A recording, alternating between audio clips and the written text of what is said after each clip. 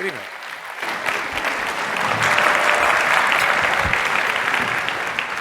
Good evening, and thank you for being here. I had assured our panelists that neither rain, nor hail, nor quaking of the ground would keep my constituents from being here this evening. So you have proved me true. Thank you so much for being here. I'm County Supervisor Joe Simidian, and my office is honored to host tonight's program along with the City of Mountain View's Human Relations Commission. I want to extend a special thanks to the City of Mountain View and to the city staff for hosting us here in the Center for Performing Arts. How about a thank you or applause to them?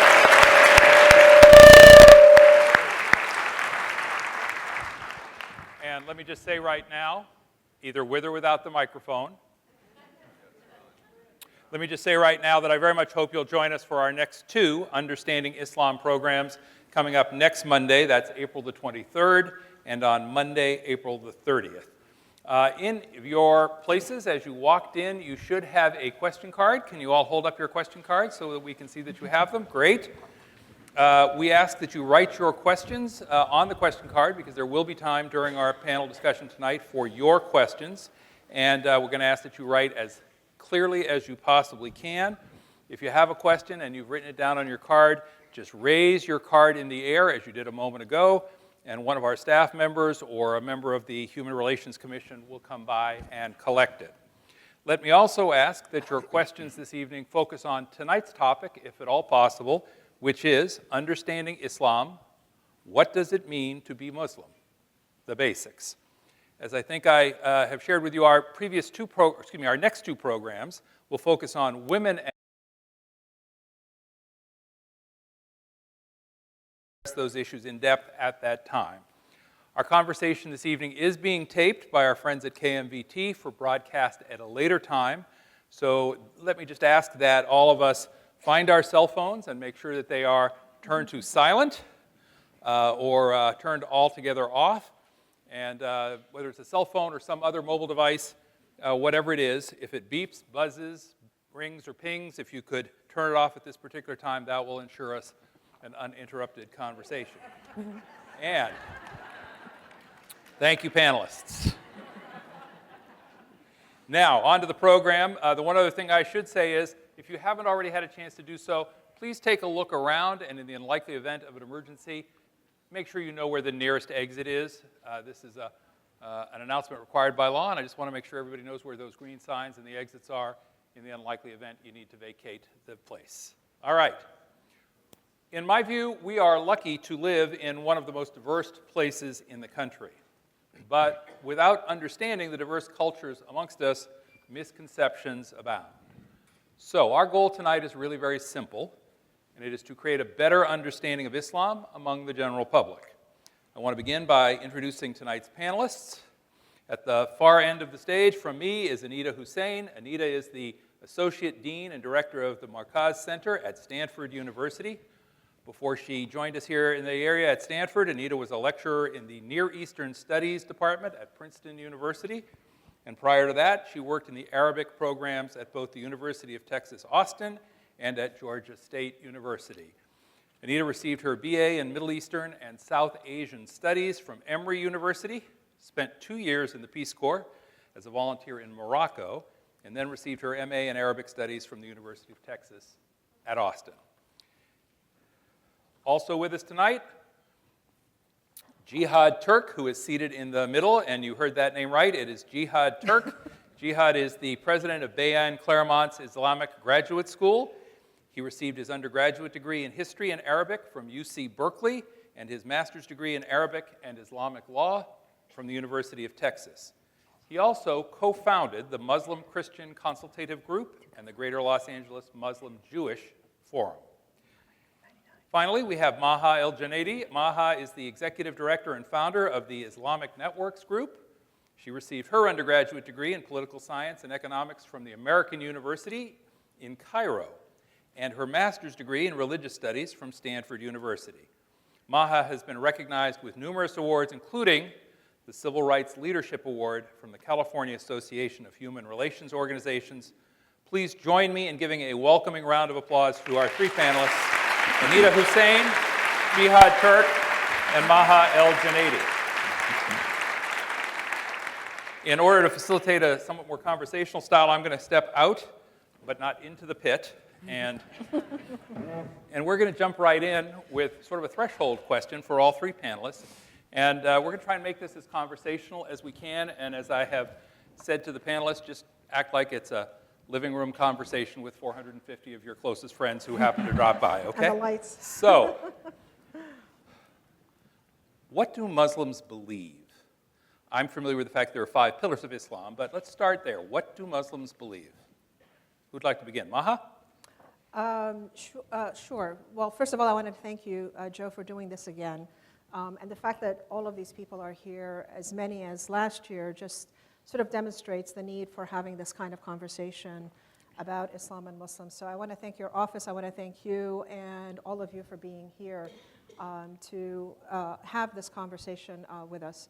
So Islam, I think it's really important to point out, is a religion. It is not anything else, like a political ideology or anything that's been said about it in the media, especially in places like Fox News. Islam is a religion, and it's an Abrahamic religion, which gives away the fundamental belief, that is that Muslims believe in the Prophet Abraham and the God of Abraham, whose source and nature we don't know, but that we believe that God is the creator of everything. And so right there, we also have in common with Christians and Jews the God of Abraham. So that's the foundational, fundamental belief. Islam is a monotheistic religion as a result of that. And in addition to the belief in God, we believe in the unseen world, which would include the angelic world.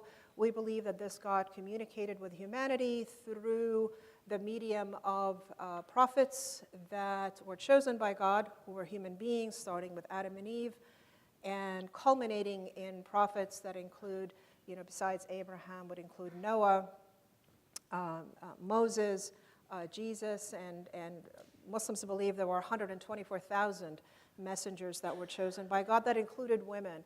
Mary, the mother of Jesus, was one of those people that Muslims believe was also a prophet. So the Muslims believe that God communicates to humanity, to his creation, through the medium of the prophets, through messages that were contained in Scripture, in holy books.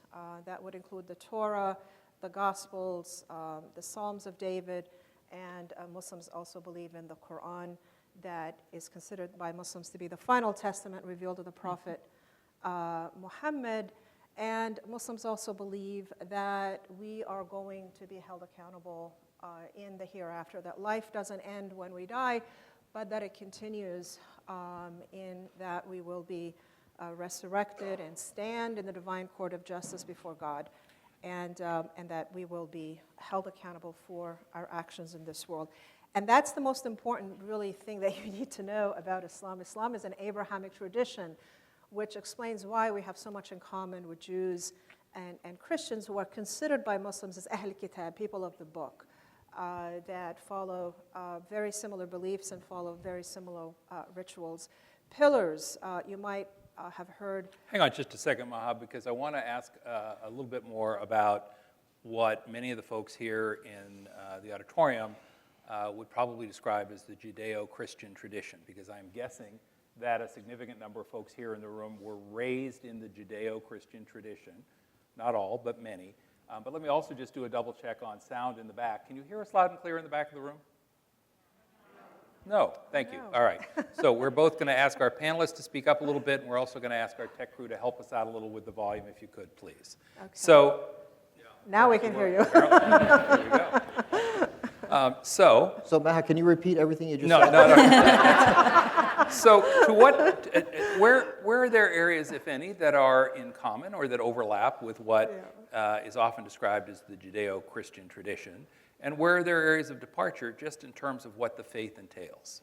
So, could I jump in Please, here? go ahead. Absolutely. All right.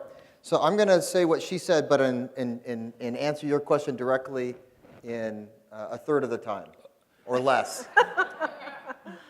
As close as Christianity and Judaism are to each other, Islam is right in the middle between the two. closer to Christianity than even Judaism, and closer to Judaism than Christianity is. In what way? In the following way. All three religions believe in one God.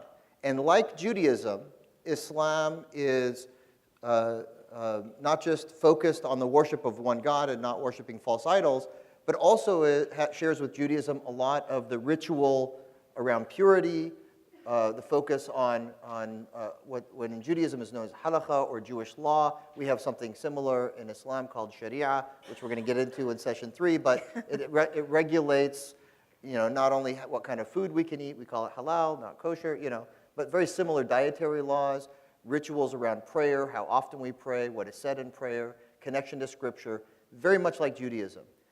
But unlike Judaism, more like Christianity in that we believe that Jesus is Christ, born to the Virgin Mary, inspired with the Holy Spirit. And we believe, unlike most Jews, although there's a spectrum of belief amongst Jews, unlike most Jews, there's a great focus on the Day of Judgment, accountability, heaven and hell, and also Jesus coming back in the end of times. So we're closer to Christianity in that regard than Judaism is. Where we differ from both is that we also recognize that Muhammad, who was also a descendant of Abraham, remember Abraham had 2 sons. Ishmael is the older son, his descendants became the Arabs, and Muhammad is a descendant from that lineage. And Isaac, his descendants were the Israelites. Jews and Christians both are from that lineage. And Muhammad, although from the older son, came about 600 years after Jesus and was preaching to the Bedouin desert Arabs, what's referred to in the Bible as the wilderness. And there he hearkened back to the belief of Abraham. So he came sometime after both of them, and so we acknowledge that the revelation that he brought with him is also divinely inspired. It's known as the Quran. So that's one point of difference. The other point of difference with Christians is although we recognize Jesus as Christ, we don't worship Jesus. We worship God directly, and we look to Jesus as an inspired person, an inspiration for us, a role model for us to follow in terms of how to be righteous, how to be good. So we share the same values that Jesus and that Moses and other prophets brought, but our worship is to God directly, and we don't include Jesus in the Godhead. Thank you. And Maha, I'm going to let you be the judge of whether that was 1/3 the time or not. So, and we're comfortable with each other, as you can tell. And Anita, it occurs to me as I listen to both what is similar, same, what's different, that there's a larger question beyond the tenets of faith, which is, there's many who have suggested in the recent past that Islam is inherently or fundamentally incompatible with Western values that are based in what I'll call the Judeo-Christian tradition. Your thoughts about that? Are there parts of Islam that are inconsistent with the Western values that most of the folks in this room are probably comfortable with and familiar with? I'll answer that question by stepping back a little bit. Please. And getting to the original question. So what Maha and Jihad explained in terms of the history and the doctrine is all true about the similarities and differences between Judaism, Christianity, and Islam. How that plays out in sort of the lives of Muslims as compared to the lives of Jews and Christians today, I think there's one main similarity that I'd like to highlight, and that is the diversity within each community. So just like within Christianity, there are lots of different churches, lots of different interpretations of history, lots of different ways of practicing and calling yourself a Christian. And within the Jewish tradition, there's different communities and identities. The same is true within Islam. So that plays out in terms of different communities and sects. You've probably heard of Shia and Sunni. There's also Sufi traditions and Salafi traditions. There's an American-grown tradition of the Nation of Islam. So there's a lot of diversity even within the word Muslim or Islam. And I think that comes around to answer this question about, is Islam fundamentally incompatible with Western values?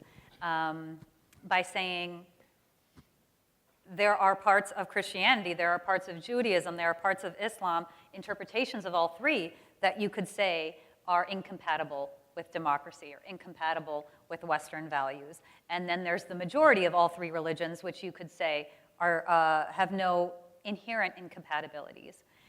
And because of that reason, I think the phrase Judeo-Christian is, doesn't really serve much of a purpose. It's not a phrase that really makes sense because it assumes that Judeo-Christian is closer than anything else. And even moving beyond Islam, Judaism, and Christianity, I think most religions share more in common than they have different. And so when the phrase Judeo-Christian is used, it sometimes intentionally erases or otherizes or orientalizes the Muslim tradition as fundamentally different than Judeo-Christian. So I'd critique the word Judeo-Christian in the same ways that I would critique the use of the word Allah in English. So Allah is literally Arabic for God. So when Muslims and non-Muslims translate Arabic prayers to English, but don't translate the word Allah, so praise be to Allah, Lord of the worlds, instead of praise be to God, Lord of the worlds, it again otherizes Allah as fundamentally different than the Judeo-Christian God, which is really the same God as Jihad and Maha were explaining. Right. Let me ask some quick questions, and the panel knows this, but I want to share it with the crowd. We want to make sure that this is a probing, thought-provoking conversation. So I'm going to probe and thought-provoke a little. I was asked last year, and it came up again this year, are you going to have somebody present the other side? And which raises an interesting question, which is how do you present, quote, the other side of a set of religious beliefs? But I want to ask some quick questions because our experience last year tells me that these questions are out there. Let me ask, where were all three of you born? Very quickly, right down the row. Minneapolis, Minnesota. I'm an American kid from Arizona. Okay. Cairo, Egypt. Are all three of you American citizens? Yeah. Yeah. Yeah. Okay. Let me ask this question. Is there anything inherent in Islam that would give you pause when it came to standing and doing the Pledge of Allegiance? No. No, Okay. No. not at all. Is there anything about Islam that would give you pause when someone said, are you a patriotic American? No. No. No. Is there Very easy.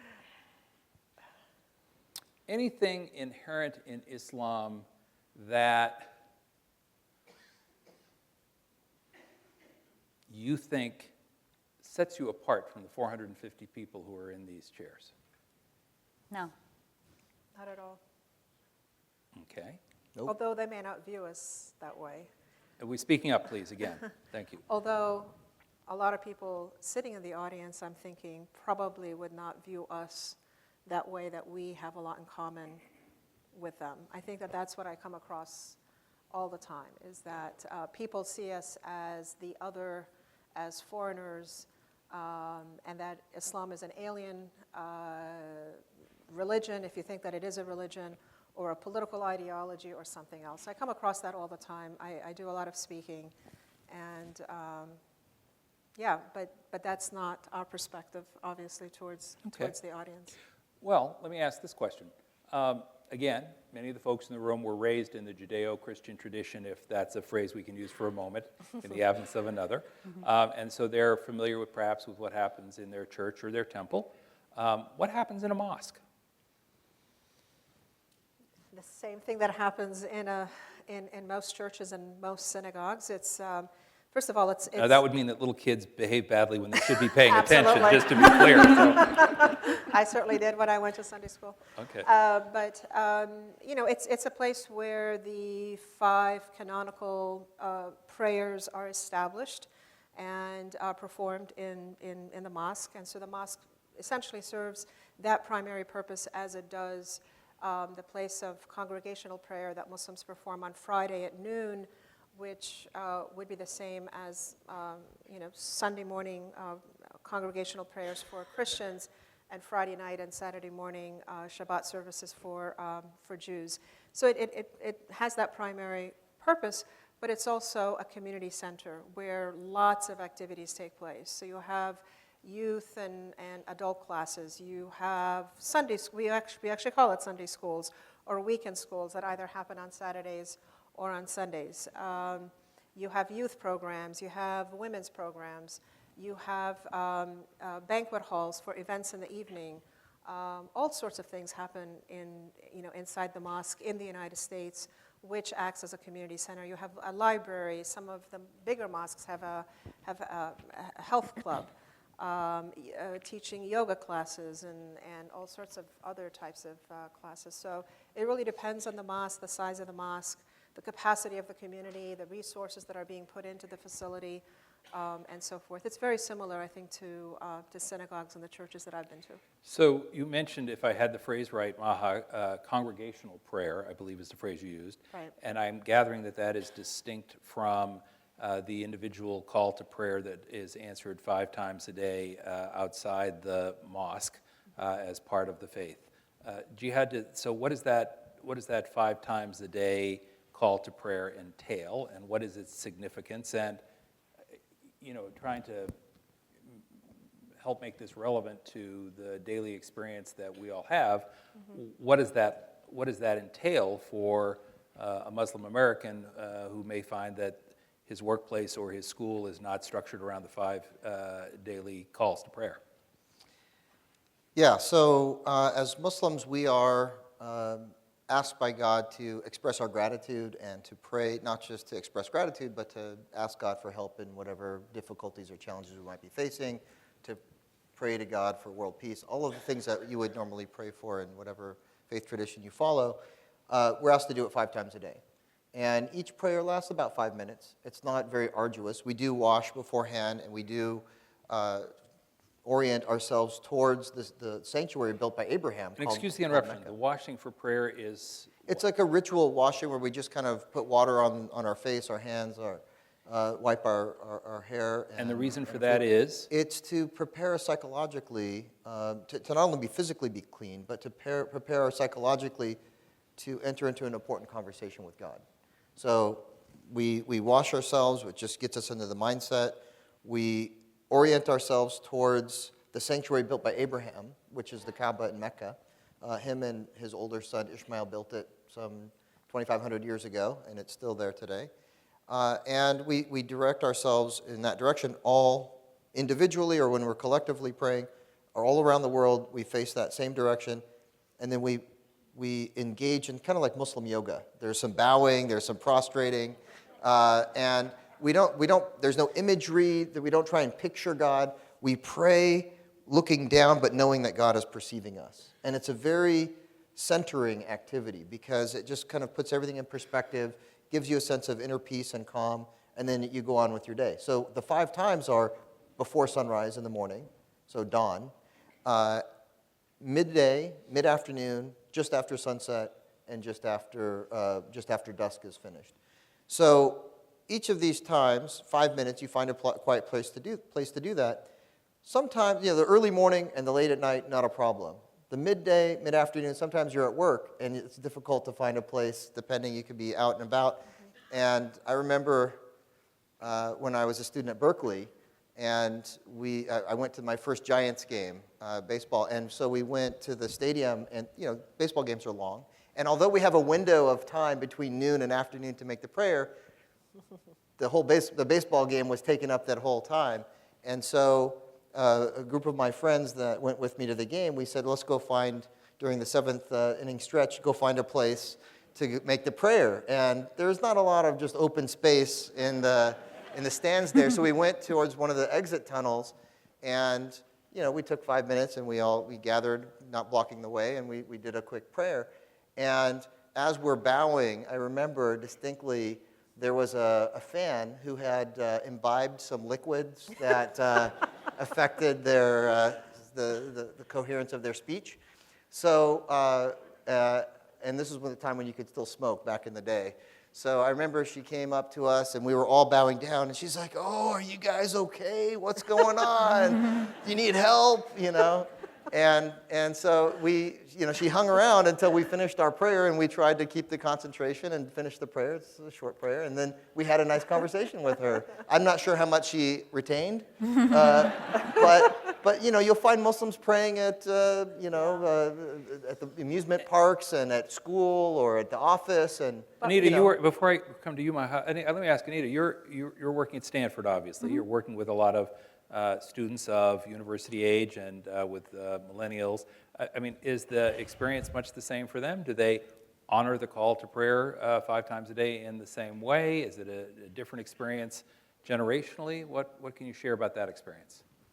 I think that what is different for Muslim youth, I'm going to take it in a different direction. So Maha, is there an anecdote you wanted to say about prayer before I go there?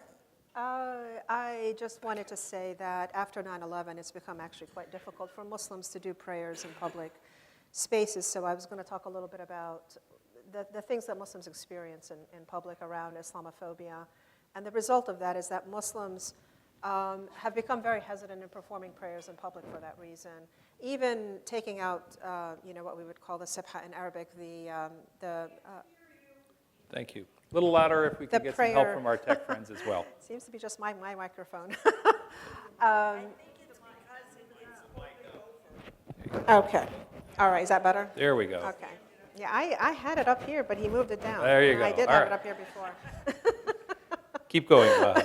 Yeah, so I was going to talk a little bit about that, about some of the experiences that Muslims have around, being visibly Muslim in public and performing things like the prayer or, carrying a copy of the Quran with them and reading it or using the prayer beads and so forth. I'm much more hesitant in doing that in public now, post 9/11. All right. And again, I'm going to ask all of our panelists to speak up. We are getting some indication that it's still a little tough for folks in the back. So just speak right up. Sure. So what's different for the college-age Muslim? Again, I'll step back a little bit and just kind of talk about what's different for college-age folks right now, and then add the Muslim layer after that. So your undergraduate years are, for many students, the first time they're leaving home, the first time they're managing their schedule. They don't have kind of like a prescribed high school course load. So they're picking their classes, they're deciding on their major, which they think is going to decide their future jobs, which is less and less true. Living outside the house for the first time, managing their time for the first time, not necessarily having that family influence about where they go, what they do, what they eat, what they drink, when they go to sleep, who they sleep with, right? So all of these freedoms come with kind of entering the college years. And then from the schools that I have the most experience with, Princeton and Stanford, there's also a huge expectation of success. A lot of these kids didn't have to work so hard to be on the top for their first 18 years of life. They were naturally kind of at the top of their class or gifted, and then they get to a place where they're just kind of average and they have to work really hard to stay afloat. So all of that can contribute to the undergraduate years really being about identity formation. Who am I? What is my purpose in this world? Who am I, as opposed to who I was told I need to be by my community or by my family? And so that's a really critical kind of moment for identity formation already. And then being from a culture where there might be a myth of being a model minority, that academics should come easily to you because you're genetically wired to be better at math or something like that, would be part of this model minority myth that some Muslims would experience. I get that all the time. There's maybe certain communal or cultural or parent expectations of what to major in, what to become, what kind of salary you should be making once you graduate college. And there's, in a lot of communities, stigma against mental health. So asking for help, whether it's professional counseling or even just help with some homework, help from a tutor. And Anita, excuse the interruption, but tie that now to the issue of faith, if you Sure, could, please. sure. So, okay, yes, trying to be curt. So you've got all the challenges of being an adolescent or coming of age, and then you also have a political national climate that Maha just mentioned, where there is surveillance, there's fears of reconnaissance, there's attacks on your home country, there is fears of being labeled a terrorist.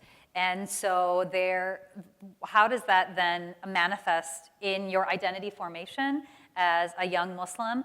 I've seen it go in several ways. And one compelling narrative that I think is new to this generation is that the Muslim identity, because it's sort of placed upon them, because they're getting extra checks at the airport or getting harassed for this or that or the other, feels like there's a need to reclaim that Muslim identity. And in that ways, people, more and more youth are identifying as cultural Muslims or secular Muslim or atheist Muslim or agnostic Muslim in the ways that people identify as maybe a cultural Catholic or a cultural Jew. And again, let me just make sure I'm tracking the connections. So part of that is a function simply of that time of life and the experience. Part of that, you're suggesting, is a function of the current climate in the United States for Muslim Americans who are a religious minority. Right. You mentioned a couple of things when you're talking about all the choices and judgments young people have to make, including what they drink. Islam says what about what you can or cannot drink? Well, generally understood that alcohol is prohibited in Islam. Okay, and yet, so that's an issue that is confronted by young Muslim Sure. Americans then on the campus. You talked about sleeping arrangements. Islam says, I think it's generally understood that premarital sex is frowned upon in Islam. and yet, yeah, Muslim students are drinking, they're having sex, they're engaging in the behaviors of most college students. Some are doing so by disassociating themselves from Islam completely and not finding that to be a salient part of their identity. And maybe joining different cultural organizations or just disassociating from even their ethnic backgrounds and their religious background. Some are saying, you know what, I'm a cultural Muslim, I'm a secular Muslim, and we see this in pop culture as well. now, there are dietary restrictions as well. Could you share those with the crowd, please? Sure, so pork is prohibited, and then there are different interpretations for what permissible other meats are. All right, so the students are eating in the dorm. It was long ago, but my recollection is nobody knew what was in the dorm food, okay? So, it's a practical day-to-day matter. How does a young Muslim American, a student in university setting, navigate that? I'm guessing at some point somebody said, look, I got to pull an all-nighter, let's order pizza, I'll get pepperoni. How does that play out? That's a really good question. So I went to Emory for undergrad in 2002, and there wasn't a halal food option. At the time, I only ate zabiha meat from 3rd grade until 12th grade. I really didn't eat meat out unless it was prepared in a halal way. I got to college, I'm on a meal plan, I'm living far away from my home. It was just inconvenient, so I no longer practice that dietary restriction. Stanford students are lucky that they do have all beef and chicken in the dining halls is halal. So that option is available to Just kosher. What's halal? zabiha, like the Muslim kosher, basically, yeah. All right, I want to go to some questions from the audience, and thank you for your questions. And if you have a question and haven't turned your card in, again, just raise your hand with your question card, and we'll make sure that somebody picks it up. So we have a number of questions that refer back to a conversation we had a little earlier about various channels of Islam, various paths in Islam, Sunni, Shia, etc. What's the difference? Sunni, Shia? Let's start there. Maha, go ahead. Sure. So I wanted to regurgitate what Anita was talking about earlier about the diversity among Muslims. There are about 2 billion Muslims around the world. living in about 57 Muslim majority countries with their own histories, their own culture, their own everything. And so the diversity it absolutely exists. And I think that when we talk about Islam, it's very problematic, because which Islam are we talking about? And it's really reflected in how Muslims understand it and how Muslims practice it in different countries, in different communities, and when you take into consideration level of education, and all sorts of issues, mental health issues, family upbringing, economic class, and so forth, this is where you get the diversity. You don't have a monolithic Islam. You don't have monolithic Muslims. We represent a diversity of American Muslims, which are also cultural Muslims, because we're very much impacted by the political environment in which we live, the time that we're living in, post 9/11, and all sorts of issues that has impacted how American Muslims view Islam. Sunnis and Shias are just part of that diversity. The vast majority of Muslims are Sunni, a minority are Shia, and their differences really depends on who you're asking. Sunnis have a different opinion about where they differ from the Shia. The Sunnis would say that the division happened 60 years after the death of the Prophet Muhammad, and it comes about after a battle that takes place, and that's when the Shia sects, the Shia sect forms. The Shia would say, no. The distinction between the two actually takes place immediately after the death of the Prophet Muhammad, when his cousin was denied authority and denied leadership of the Muslim community. Sunnis would say also that the differences are very minor. They have the same beliefs, they have the same practices. The source and nature of the difference is political. The Shia would say no. The differences are actually theological and doctrinal, and there are major differences between the two. So it depends on who you're asking and which Shia, which Sunni that you're talking about. Hopefully I've complicated the issue. No. Is it just coincidence, and I don't mean to be flipped by essence, is it just coincidence that, as you described it, the majority, the Sunni majority, see the differences as more minor than the minority? Not all Sunnis, though. Not all Sunnis see Shias. it. So, all right. So there's a range of views. There are a range of views. Are there, in your judgment, are there significant doctrinal differences? No. Okay. Speaking as a Sunni. Okay. All right. As an American Muslim And Sunni who interacts with Shia, and the conflict that we see around the world between the Sunnis and Shia is really political more than it is you anticipated my question. theological. Well, let's talk a little bit more about that, because one of the two of the questions that we have says, well, if the differences between Sunni and Shia are relatively minor, why is it that we hear so much about the conflict between Sunni and Shia? I have an idea. Please. In answer to this question. If I were to ask you what are the three warring factions in Iraq, you would say the Sunnis, the Shiites, and the Kurds. What religion are the Kurds? They're Sunni. Yeah. So you have the Sunni, the Somebody Sunni, said it and the Shia, right? So why doesn't the news cover it that Now way? the microphone works. Okay, there you go. So why doesn't the news cover it as Sunni, Shiite? Well, because then it would be confusing. So I contend that media doesn't do a good job in covering religion in general, so that's why this program is so needed here. But really what's going on is you have three nationalist identities, three nationalisms going on in Iraq, and each one is competing for its own little nation state. And what you really have, you have two Arab communities that have everything in common except for the religion, and they really take almost a tribal religious identity, nationalist identity, where our tribe is Shiite and Arab, and so that's what the majority, 60% of Iraqis would adhere to. And then the 20% minority who are Sunni Arab, they used to be in power because Saddam Hussein was one of them, right? And so they kind of are bitter because the Shiite now are in charge and they feel marginalized, and so they kind of have their own perspective and want their own territory, which is on the western part. And then the Kurds, who have nothing in common with the Arabs, they have their own language, their own culture, their own history, and their own territory. They happen to also be Sunni, but they want their own Kurdish nation state in the northern part of Iraq. So when media covers it, it makes it seem like it's a sectarian war, but really it's a war of nationalisms within the borders of what was a dictatorial state, but one coherent state under Saddam Hussein. So really what we're talking, and if you look at all the places in which there's conflict around the world, most of the time you can identify what's really going on there is a clash of nationalist identities struggling for either control of the state or breaking off from that. And you can take that even outside the Muslim world. So we have we have close to 2 billion Muslims around the world, 57 in Muslim 55, majority. 60 Muslim majority countries.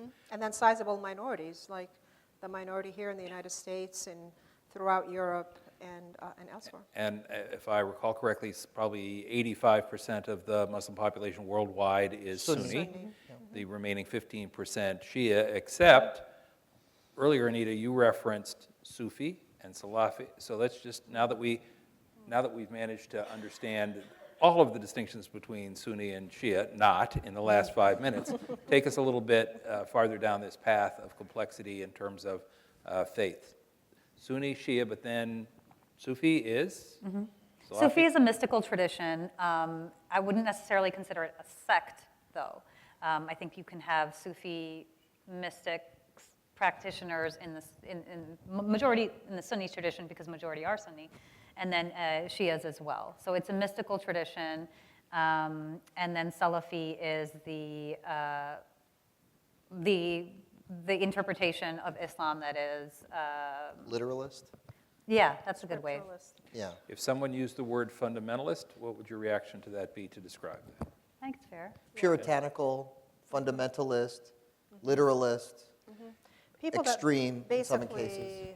basically abandoned tradition. 1,400 years of tradition that existed throughout the Muslim world. They come along post the Enlightenment period and look around and see that the Muslim world is colonized, is in a very bad state. And so they begin to reinterpret Islam, ignoring 1,400 years of tradition that advocated and promoted freedom of religion, gender equality, all sorts of values that Americans would subscribe to. These Salafis, these new groups, begin to redefine Islam based on the context of their political environment, which was these were people that were colonized. And for folks who are in the room who've picked up a newspaper or been watching TV and hear the phrase or word Wahhabi. That's Salafi. Wahhabi and Salafi It's a are form pretty, of, yeah. Okay. Is a form of It's a form of that Salafi, literalist, scripturalist, fundamentalist, puritanical understanding of Islam. So that I ignore probed, tradition. I probed a little bit about why there is hostility around the world, and some of you have suggested that as between Sunni and Shia, that may have more to do with politics, territory, turf. And just to interject on this point, I would say... I was going to differ a little bit with what you had on that Please. point.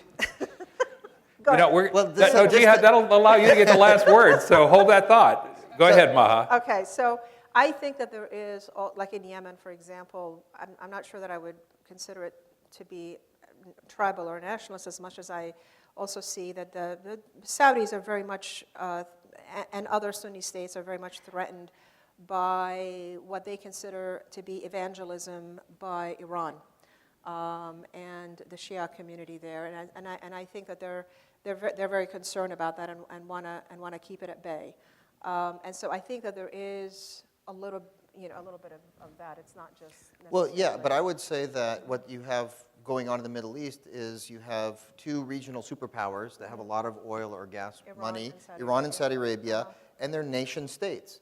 And Iran is trying to spread its influence in places like Okay. Syria, we just bombed it, like Iraq, we've sent troops there, Yemen, which ironically we've supported Saudi Arabia in a war that's going on there, and they're really pushing back not so much against Shiism there, but the Iranian influence, which they see as their Okay. regional superpower. But what I was going to say about the divisions. What was? Well, the question is, why is there so much conflict? But I mean, let me ask the question. I was going to say, I know Please. what I was going to say. So it is really about nationalism.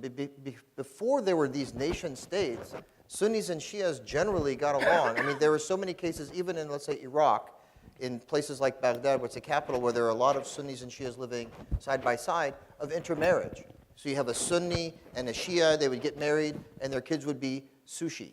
No. And I say that only half jokingly because we know people who identify that way. You know, Sunni, half Shi'i. But the intermarriage happened a lot. It wasn't, in so many places in which there isn't a political vacuum or dysfunctional state, Sunnis and Shias don't have that conflict, and it's only in places where you have that. Jihad, let me ask the question this way. You're Sunni, I believe, yes? If I were to ask yes, you? but I did study in Iran and learned Farsi, Okay. and All right. very familiar with the Shia Do you have tradition. friends who are Sunni and Shia? Yeah, and at the university that I head up, we also teach Sunni and Shia Islam, and we have faculty and students. And if We I were to also have ask you, are the traditions. Sunni and Shia, the friends that you have, all good Muslims? What would you tell me? I'm looking at you, Jihad. You're yes. looking at me? Yeah. Well, I mean, they're human, so everyone has their strengths and their weaknesses, so not everyone is all good or all bad, but yeah. Are they equally Muslim in They're your equally view? Muslim, yeah. Okay. And we pray together and behind one another. Anita, let me ask you the same question. I'm guessing that you have friends and colleagues who are both Sunni and Shia, yes? Yes, and I was actually raised in a Shia family. So, And how would you self-characterize today? You would say, I would say I'm a practicing Buddhist cultural Muslim. Because I meditate more. I meditate in a Buddhist tradition more than I pray in a Muslim tradition. So I would, I'd say. So let me ask the practicing question, and actually the exchange with Jihad helped me a little bit, which is, would you say that Shia and Sunni are equally Muslim? Yes. Yeah, I think, and Okay. I think most Shias and Sunnis would say that. At the same time, though, growing up as a Shia in Sunni majority diaspora in Minnesota in the 80s, where there was like 5 mosques in the state, and so, I was, when I was hanging out with Muslims, they were mostly Sunni. There were some myths that the Sunni kids had of us as Shias, and there was some accommodations. For instance, there's different kind of places you put your hands if you're Shia or Sunni. So there were some accommodations that I was expected to make as one of the minority when I went into one of the majority mosques. So there's little minor differences you could notice in the way someone prays or when they pray. Shias take the 5 daily prayers and chunk them into 3 different times, those kinds of things. Yeah, I don't want to spend a lot of time on this next question because to some extent we've addressed it, but just as people asked about why there was the conflict between Sunni and Shia, 2 or 3 questions ask, if the 3 Abrahamic religions are so similar, why is there so much violence and strife between and among their adherents? So I can answer this question as well, and that feeds into my earlier answer, which is, it's really about nationalism. If you took all the places in which there's conflict between quote-unquote religious groups, it's really about nationalism. And probably the best example for us to reflect upon is the example of Northern Ireland, where you have Protestants and Catholics in Northern Ireland who are fighting for control of the state. And what did the Catholics do? The IRA, they engaged in irregular warfare, terrorism, bombing, all of these kinds of things. That's not to be supported by Catholic doctrine. I was invited to speak at a church, and the Archbishop who invited me and spoke before me said, we're going to welcome this person who's an imam in the Muslim community, a leader in the Muslim community, and he's going to speak about what's going on in the world today. But let us keep in mind Northern Ireland and how Catholicism was invoked in the struggle in Northern Ireland to justify immoral acts, when in fact there is no moral justification. I would say the same thing exists in Islam. And just to take it even one step further, imagine, I know you're a practicing Buddhist, so don't take offense, but imagine Buddhism, which is the most peaceful religion in the world that we can imagine, was being instrumentalized by monks in the temple to encourage the adherents of a Buddhist community, majority community, to go and engage in genocide against the 2% minority population in a place like Myanmar or Burma, which is what we see going on in the world. It's a genocide perpetuated by Buddhist monks, not all, but some. So even Buddhism could be instrumentalized in an ultra-nationalist narrative to encourage people using fear and all the techniques. And we see it we see it to a lesser extent in the United States, wedge politics and identity politics, et cetera. Imagine if you had a failed state or a military state that would take over all of media and promote a certain message that would pit one group against another, that would lead to violence in the streets. Buddhism is being instrumentalized in that regard, just as Islam is in certain parts of the world, and not in other parts of the world. Like Indonesia is the largest Muslim country. You don't find any of this happening in Indonesia. Bring it back to the United States for a minute. A couple of questions reference the notion of someone being or describing themselves perhaps as a cultural Muslim. And actually, we started the conversation tonight with my asking, what does it mean to be Muslim? What are the fundamental tenets of the faith? And Maha, you immediately talked about Islam as a faith, as a religion, notwithstanding the fact that a lot of the popular culture and the conversation is about Islam as a cultural phenomenon or a political phenomenon or an ideology.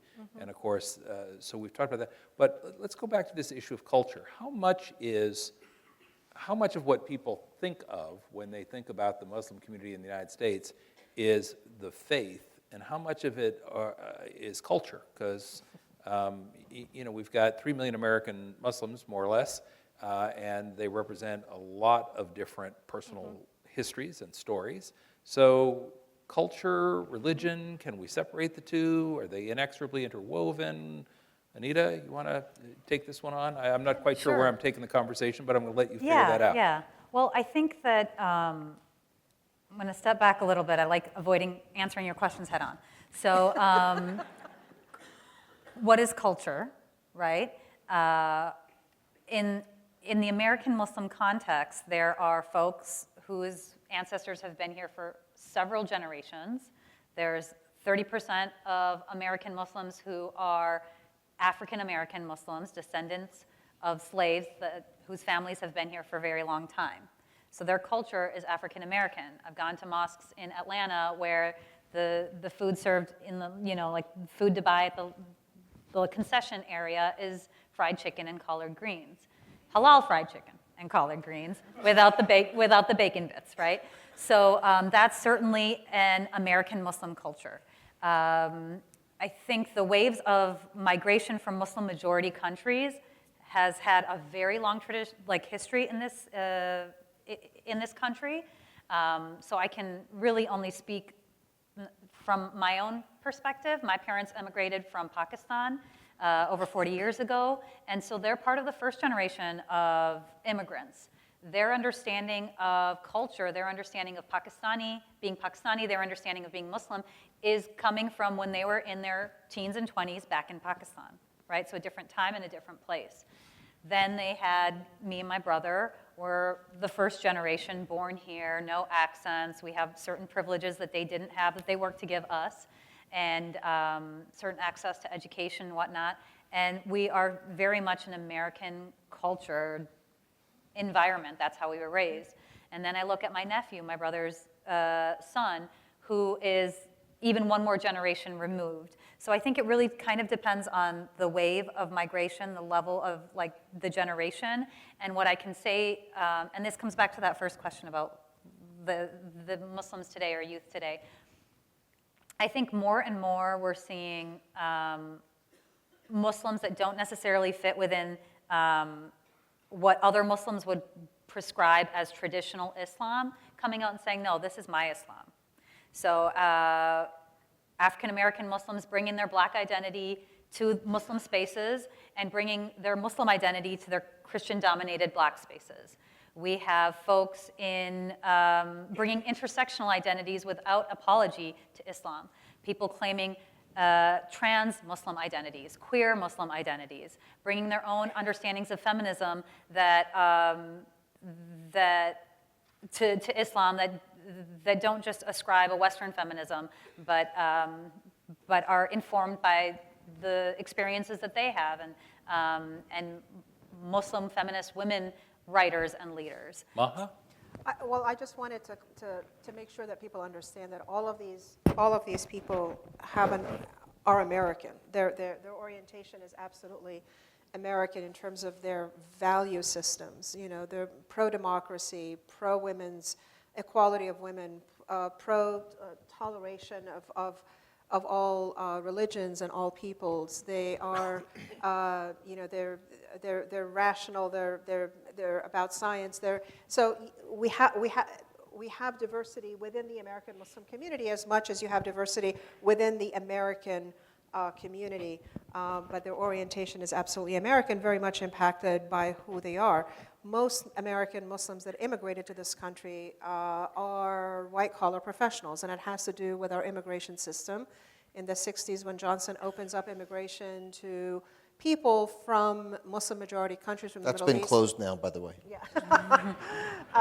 You know, we bring in white-collar professionals, which explains why we have so many Muslim doctors.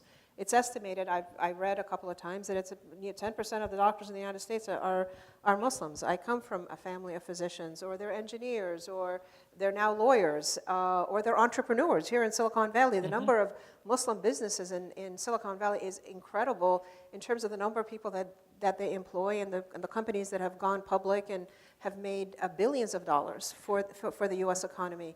And so all of those things, because we're living in also a post 9/11 environment, most of us are well educated, most of us are middle class or upper middle class. All of that makes us culturally American Muslims. We're very much impacted by culture. So that's how culture interacts with religion. Let me go to something that is obvious, readily apparent, first impression, which is the question of attire, clothing. Right.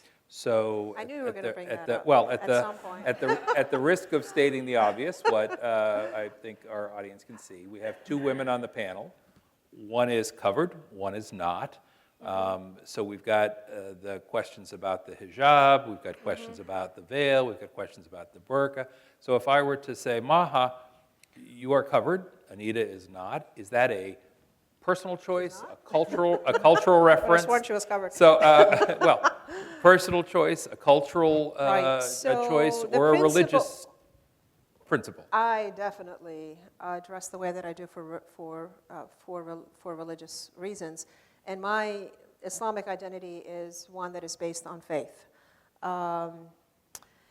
and so the principle in dress and interaction with the opposite gender is modesty. How that's interpreted by the woman it varies.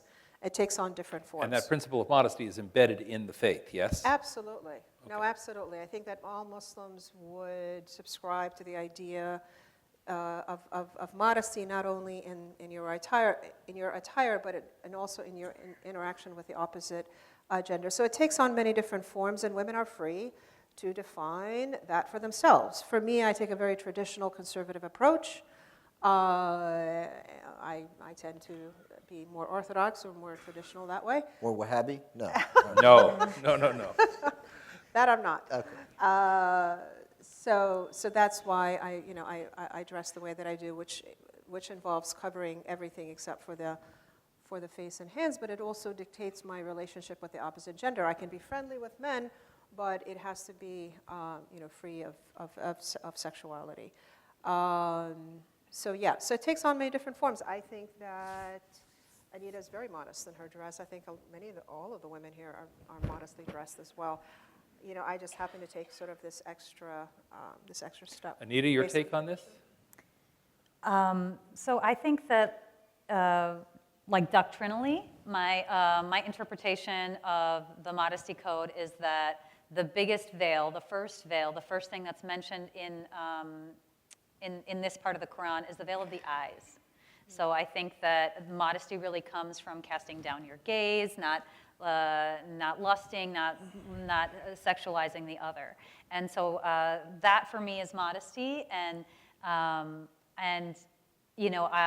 for those that might be offended by Maha's interpretation of modesty, I would ask you, how come every billboard and every magazine ad doesn't offend you when it's a half-naked woman selling you like a carpet or something that has nothing to do with the woman's body. So I think that, in my time that I've lived in the Middle East, I was in the Peace Corps in Morocco, and I studied abroad in Cairo for a year as a non-thin American woman.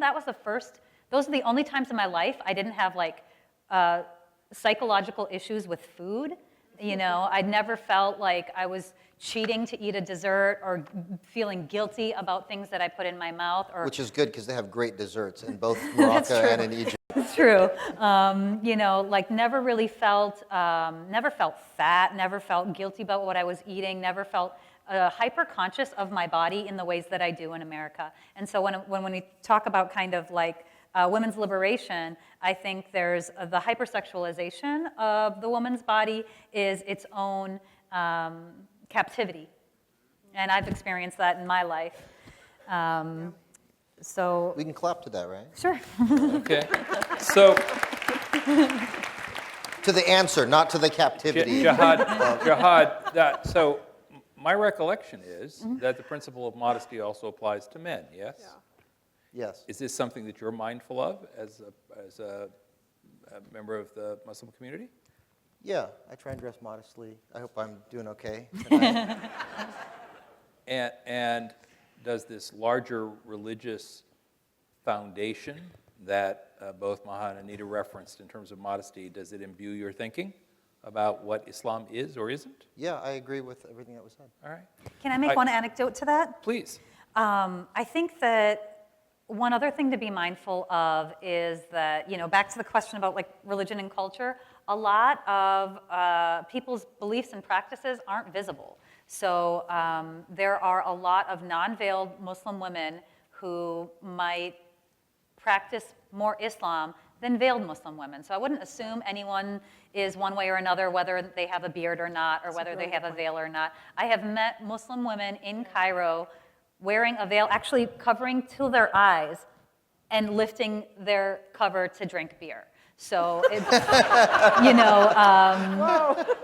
there's all sorts of... Because they didn't want to be found out who they were when they were drinking. There you go. So there's, there's a wide spectrum, and looks can be deceiving.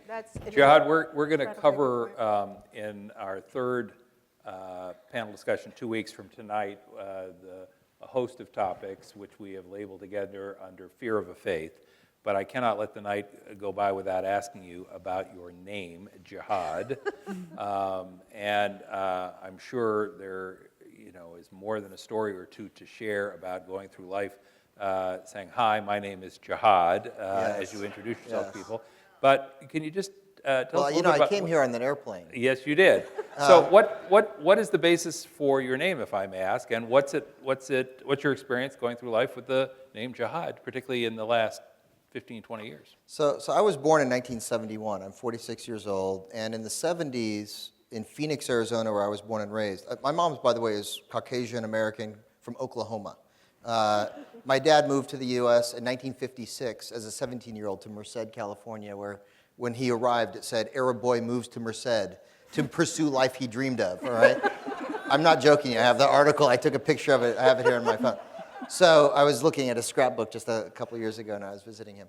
So growing up in Phoenix in the 70s, my dad named the boys. We were 2 boys and 3 girls, and my mom named the girls. And my dad chose the name Jihad, and there wasn't a lot of diversity in Phoenix back then. You were either black, white, or Mexican. So people just thought I had an exotic Mexican name, Jihad. That was maybe Oaxacan or something. So I kind of flew under the radar, and people didn't know what to make of me. And then when my teammates on the soccer team were calling me Jay, my dad, I was maybe 7 or 8. My dad pulled me aside and said, "No, your name is not Jay, spelled J-A-Y. It's Jihad." And remember, they passed out the roster, and it said J-A-Y Turk, and he crossed it out and made dittos. Some of you guys know what dittos are, don't you? And he handed it out to the parents on the side of the field during one of the games. And I was like, "Dad, you're embarrassing me. What are you doing?" He goes, "No, I gave you the name. It means the struggle to do the right thing. And it might be hard for people to say or remember, although everyone remembers it now. but it's worth that extra effort. And so I've always gone by jihad, and I've been very proud of it. And I've never had a problem with it. After 9/11, you would think that I would get a problem, have a problem because of my name traveling and whatnot.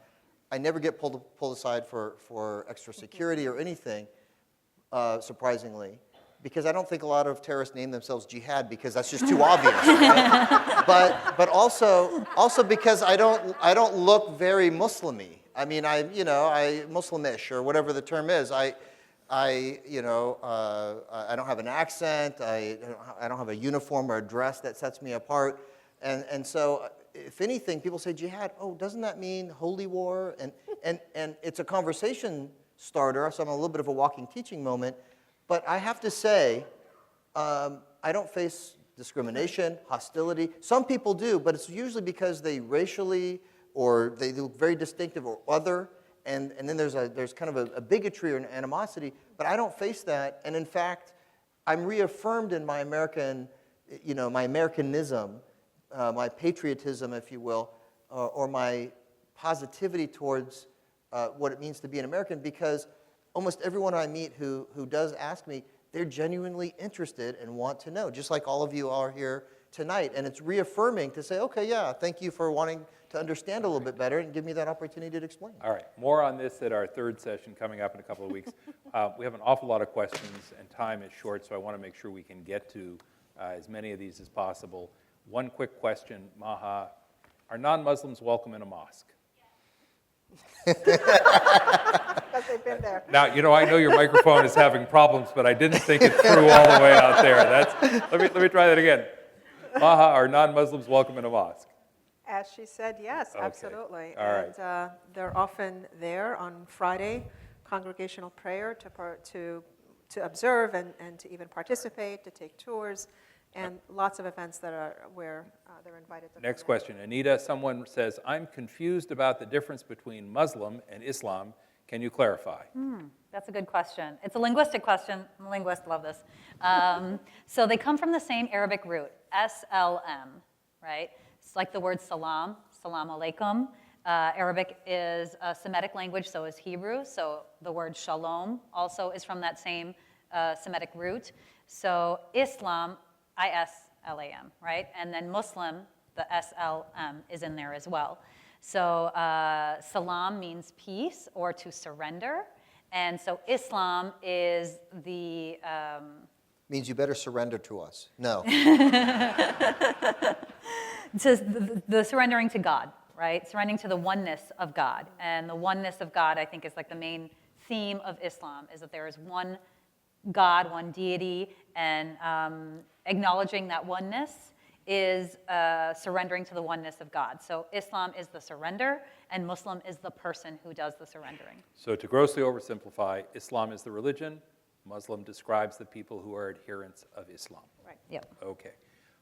Question. How can we support our Muslim neighbors better? Great question. Briefly? A great question. I would say three things. The first thing is come get to know us. Second thing is identify areas of common good that we can work together on helping to make this society a better place, the world a better place. And number three, when we're not there, you can then defend us when we're being sort of maligned in your circles. Can I add to that? Because Please do.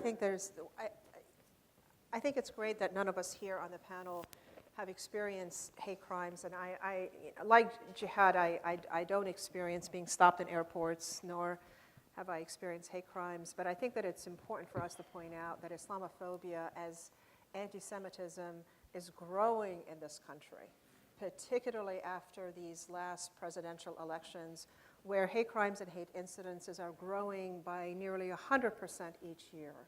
It's alarming the number of mosques, for example, that have been vandalized.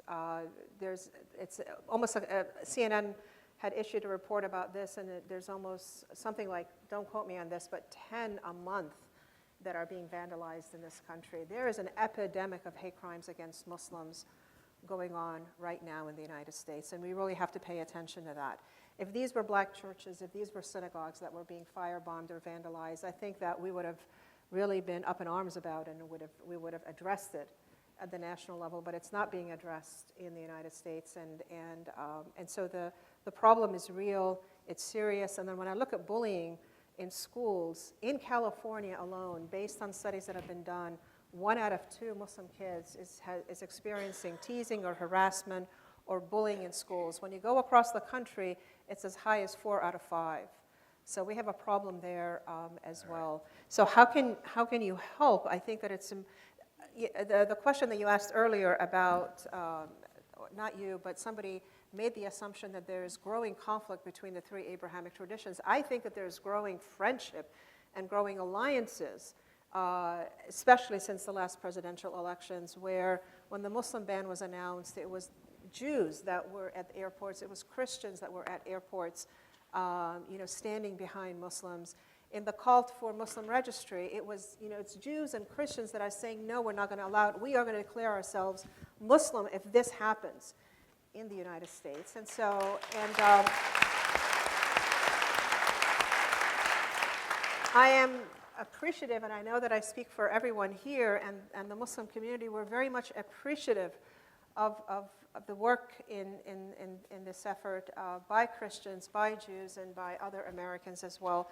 And I think I want to reinforce what Jihad said. I think this session, if it could be duplicated across the country, I think that it would really change perceptions about Islam and Muslims. And so we need to do a lot more of this education as well as interfaith engagement.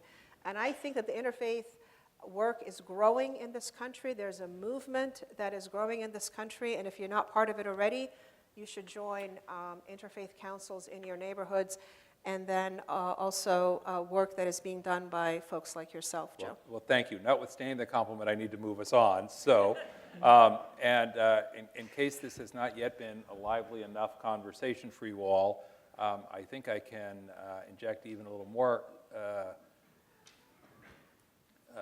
passion on the part of our panelists. Just up the El Camino at Stanford University, one of the Stanford Fellows at the Hoover Institution is a woman named Ayaan Hirsi Ali. She is the author of, I think, at least 2 best-selling books, and it is her premise that Islam is inherently violent, and she points to Muslim texts to say so. So is that the case? And if so, or if not, what you're thinking about how Islam compares with other religions in the violence or non-violence of the text. So I can answer that one. all right. Well, I told you they'd all right. be interested in responding. So Let me begin by just saying that Ayaan Hirsi Ali, I think would say that about all the other texts as well. I don't think that she just says it about the Quran. I think that she would agree that this is also probably the case, with the Bible. And so her beef is not so much that as much as, and I've read a lot of her work, and I agree with some of her critique of Muslims and Islam. I think her issue, it concerns mostly that Muslims have not, what she would call reformed, have not been modernized. And so she has more tolerance, I think, for Christianity and Judaism. I don't know if you would agree with me or not, but because she views them as having been reformed, that they actually still don't believe in the magic of religion. Whereas Muslims, they still believe in God, they still believe in revelation that was given to the prophets. They believe in a hereafter, they believe in heaven and hell. So she would say that the ethics of Islam are okay to keep, but get rid of this, what she would call magic, because it's that causes violence. The person who straps the bomb around his waist, believing that he is going to have a better hereafter or a better life than the one that he's in, is the issue. And I think that that's really her issue. The issue is that for her, Islam hasn't been modernized, and modernization for her is to get rid of revelation and the holy books and Jihad? And so forth. Yeah, I understand where she's coming from, because she had a horrific upbringing and experience in her culture in East Africa, being a victim of female genital mutilation and all kinds of practices that have nothing to do with Islam, but happen to be practiced in some Muslim cultures and also in some non-Muslim cultures as an East African practice.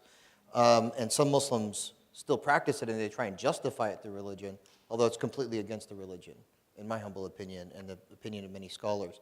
That being said, I think her animosity towards religion in general, and she is equally opposed to Christianity and Judaism as she is to Islam.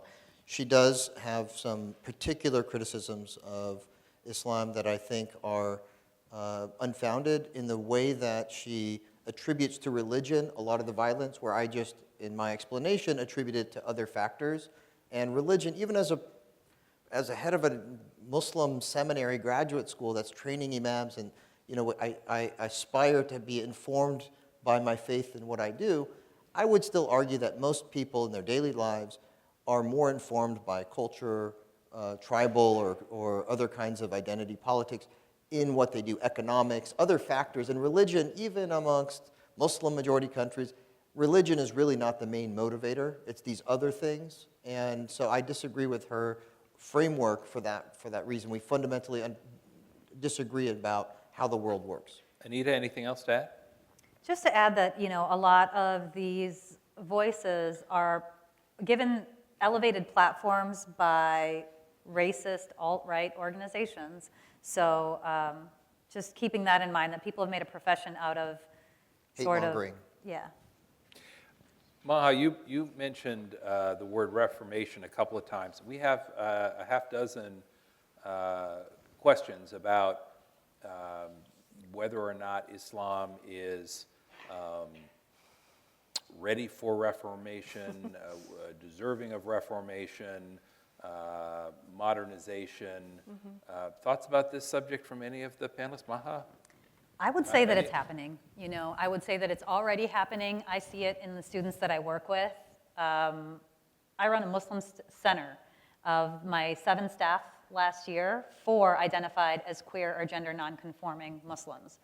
So, it's inevitable, and we're behind the curve, and we need to get ahead of it as Muslim community leaders, because otherwise we're just going to lose.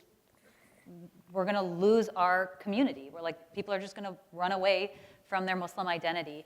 And I think that we have communities to look to. I think the American Jewish assimilation model is into American culture is one that I think the Muslim leaders could look to see how to address the challenges of our world. We talked about what happens in a mosque and how mosques are so similar to every other religious space. Of growing up in a family where we went to lots of different religious spaces, my parents are and were very ecumenical. The one difference, there are lots of commonalities, but the one difference between a mosque and a gurdwara or a temple or a synagogue or a church is that there's gender segregation still in most mosques, and that's something that we can't just kind of apologize or gloss over. So I think that these are questions we need to address, and we're already behind the curve in addressing them. And that's why I really commend the kind of work that Jihad is doing, training the next generation of imams, because the average imam right now is probably, if I can be a little critical of our own community, the average community leaders the average congregation is way younger than the leaders. The average congregation is American-born, but the people in power, the people on these boards, the people on the pulpits are often times first-generation immigrants that can't really relate to the American-born experience, and they're oftentimes a lot of these organizations are run by, older men that just don't get the current youth. So I think it's something we're already behind the curve on. Let me ask one quick question, and then I want to loop back again. You mentioned the gender segregation as a concern. Mm-hmm. The rationale for that, as I understand it, is that it perpetuates the notions of modesty that were referenced earlier. Do you accept that as a credible explanation? Didn't sound like it from the tone of the reference, but I don't want to infer. No, I think that, if you're going to a place of worship to pray, then you shouldn't be checking people's backsides out. Okay. And you mentioned the imam. We have a couple of questions about what is an imam, and also what's the hierarchy in Islam, and what is the sort of source of Authority? credible understanding and authority in Islam. So, Jihad, you want to start us there? So, who's in charge? Anybody? All right, so 1/4 of the world's population is Muslim. And we are, I think I could make the case, the most disorganized, organized religion on the planet. We have no pope. That's why when something goes wrong, it's like, well, how come the Muslims aren't condemning it? Well, we are. We just don't have the bully pulpit of, Pope Francis, who I think is pretty awesome. But we don't have that one go-to person. And so you can get someone who is, espousing what we would argue is a radical ideology that's really not reflective of Muslim thinking, like an Al-Qaeda or ISIS or something else, way out there. And there's no voice in the media that counters it. Although I can say every major Muslim organization in the planet has condemned all of them. And you say, well, how come we haven't heard it? Ask your news anchor, how come you haven't heard it? You can Google it, the answer is there. But with regards to authority then, where is the source of authority if there's no hierarchical structure? Every mosque, there's 2,500 mosques in the United States, although we're only 3.5 million people, less than 1% or around 1% of the US population. Every mosque is unto itself. There is no hierarchical structure, and that's here in the United States. Around the world, every country organizes religious community differently, and there's no... So, Jihad, if I were to walk into one of the mosques that we were talking about earlier, and I looked around and said to somebody, hey, who's in charge? What's the answer to that question? The answer to that question is whoever formed that 501c3 and bought the building and then hired the leader could tell you, we hired this guy. What's his qualification? It varies from mosque. There's no standardization. So half of mosques don't even have an imam. The other half, so only about 44% have a full-time imam. 93% of the imams, to second what Anita was saying, 93% of the imams were born, raised, and educated abroad. And so there's a real challenge there, as she was indicating, that there isn't really a standardization for the messaging, the ideology. It's very haphazard. And so it's surprising that Islam is the fastest growing religion in America, despite all of the, sort of disorganization that exists in Islam in general and in the American Muslim community in particular. So this is why we're engaged in education in this area, because we feel like there is a need to standardize things and to try and set the bar for what it means to be a leader and to be thoughtful about not only reform, but also being relevant for the next generation. But in all fairness, I think that a lot of Muslim organizations also rely on organizations like ING, like CARE, like Muslim Advocates. And ING stands for? Islamic Networks Group. And CARE stands for? The Council on American Islamic Relations. Thank you. Muslim Advocates, several other organizations. They rely on them to craft the message that is needed to speak to the public. So I don't think that they see their roles the same way that the JCRC plays that role for the Jewish community, right? The Jewish Community Relations Council, they are the public affairs arm of the Jewish community, and they become one of the many bodies for the Jewish community. We have those types of organizations as well. But I was referring to internally, not sort of outward facing. Yeah, so those are like representative media facing organizations. I have a very different experience than you do in terms of the organization in within the Muslim communities. I think that in my view, is that they tend to be very well organized. Many of you have been to the Muslim Community Association, for example, the one in Santa Clara, for open houses. And, I feel that that's one of the largest, most organized. You speak all the time at the West Valley Muslim Association. They're very well organized. South Bay Islamic Association, very well organized. Evergreen Mosque, and so forth. But they're not part of a hierarchy. Jihad, I got to move on No, because we've got to move on because we have some. I want to get Yeah. to as many of these questions as I possibly can, and then I have a final question for all three of you. So here's a question I'm going to ask, just because it struck me. When it is inconvenient to pray, does Allah give you a pass? Anita, you say? Yes, so when you're traveling, when a woman's on her period, or when you're sick, Yeah, there Okay. are passes, there are prayers that are excused, there are prayers that can be made up later. So there's a lot of flexibility with that. Next question is, tell us about assimilation. Is there a desire to be assimilated, or do folks want to be outside the U.S. mainstream? The Muslim community is one of the most integrated, assimilated communities in the country.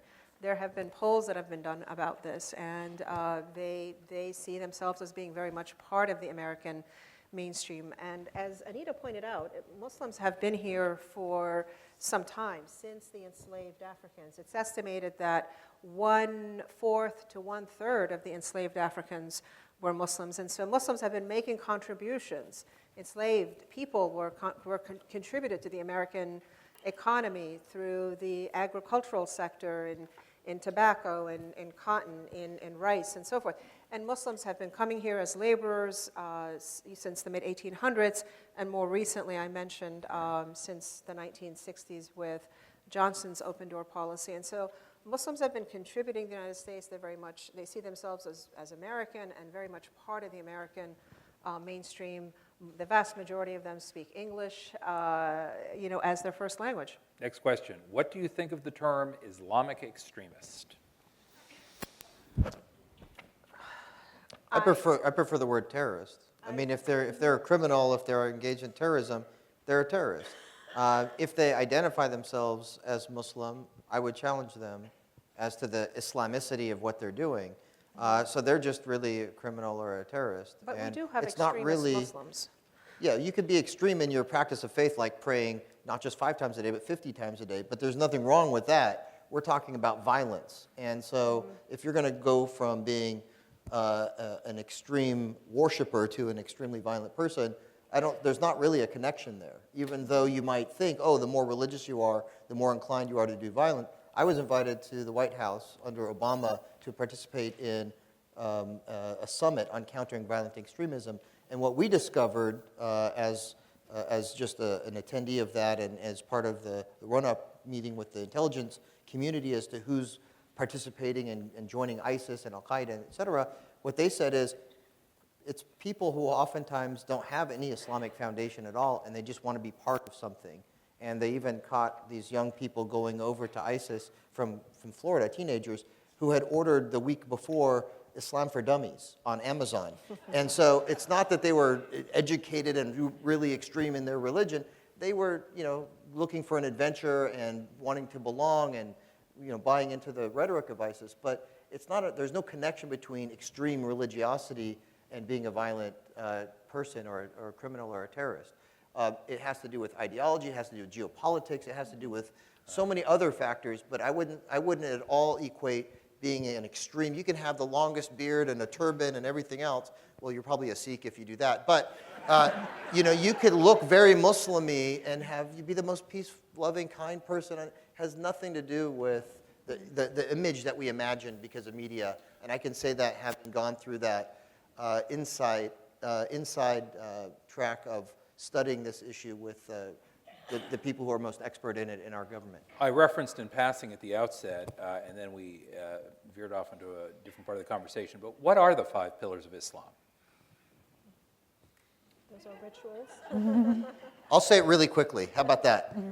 It's to believe in one God and to declare that belief, that there's only one God and Muhammad is one of the messengers or prophets of God. To pray 5 times a day or to pray regularly. To give charity to the poor, not to the church or the mosque. There's no hierarchical structure, as I mentioned, but to give charity to those who are in need.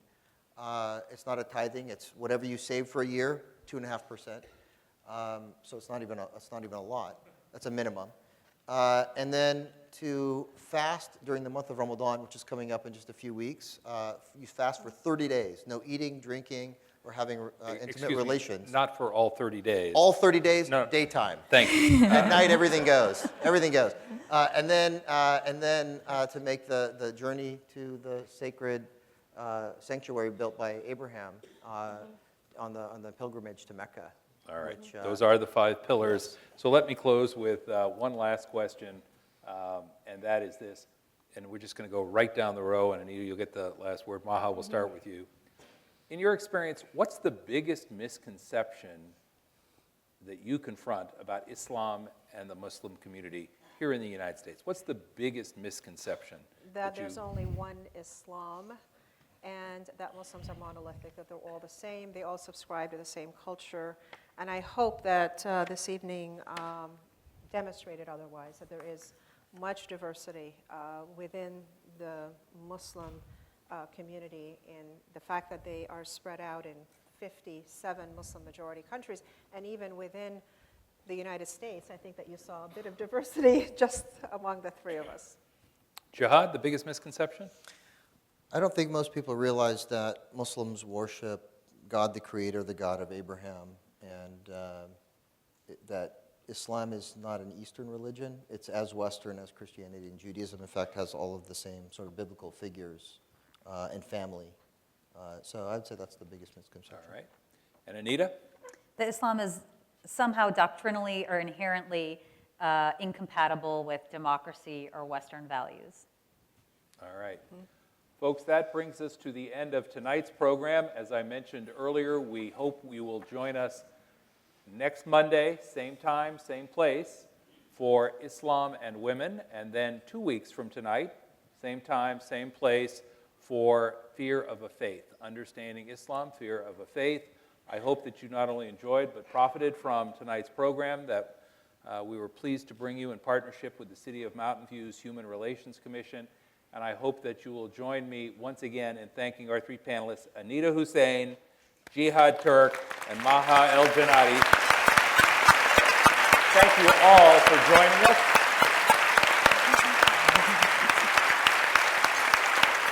Thank you all for joining us.